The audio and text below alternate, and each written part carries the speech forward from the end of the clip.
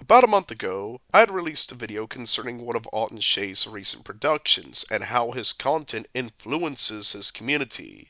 In this, I had made the following statement regarding his fans and their thinly veiled expression of intent towards desecrating the monuments of Southern men. This is what many of his fans desire to do, whether they wish to fully admit it or not. The only thing preventing them from doing so is the fear of public backlash or getting caught in the act. This point, for some who watched it, was scoffed at, regarding it as nothing more than me being some form of quote unquote pseudo intellectual hack.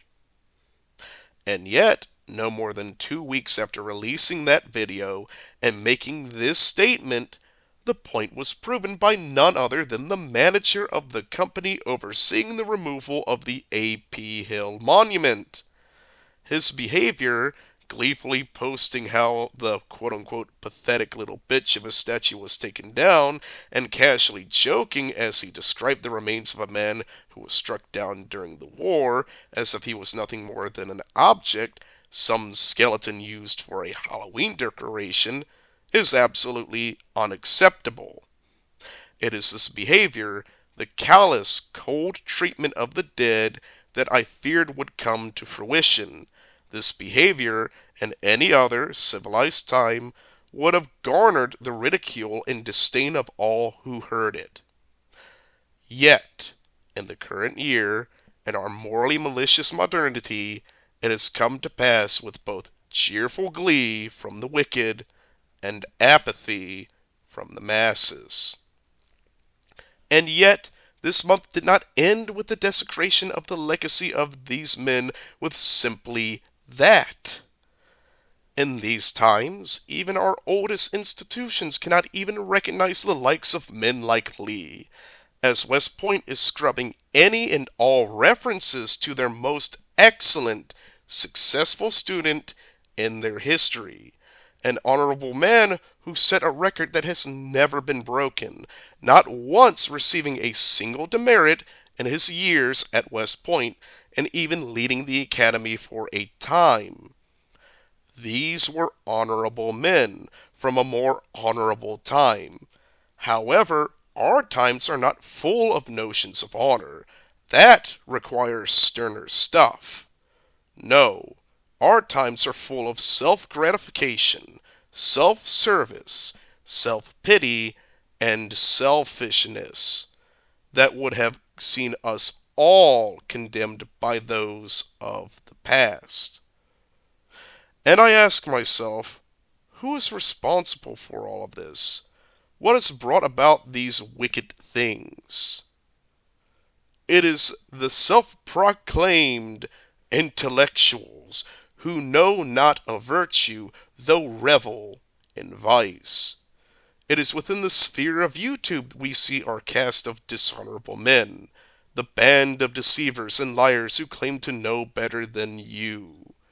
It is the likes of kings in general who go about supporting the barbarians at the gates as they sweep through our cities and destroy the heritage of these nobler men.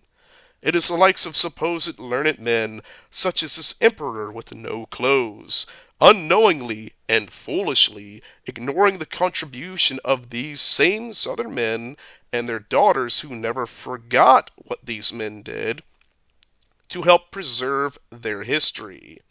It is the likes of a supposedly cynical historian who not once cynically analyzes the works he draws upon to see the errors within it, who calls lies truth and truth lies. Last, though certainly not least, it is the likes of an Alton Shay, a man whose Bailey is entertainment and Mott can be whatever he wishes to condemn, who will take the words out of the mouths of others and speak for them as a demented puppet master with puppets made of straw. It is these men, these deceivers, who forget the good Lord's message in Mark 9:42, who have aided greatly in the dissolution of the legacy of these honorable men.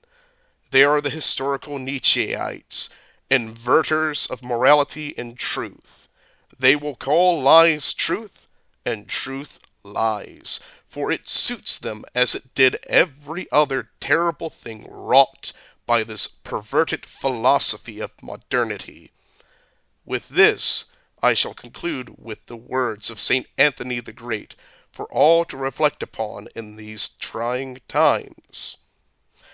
A time is coming when men will go mad, and when they see someone who is not mad, they will attack him, saying, "You are mad, you are not like us." These are our times. May God help us all.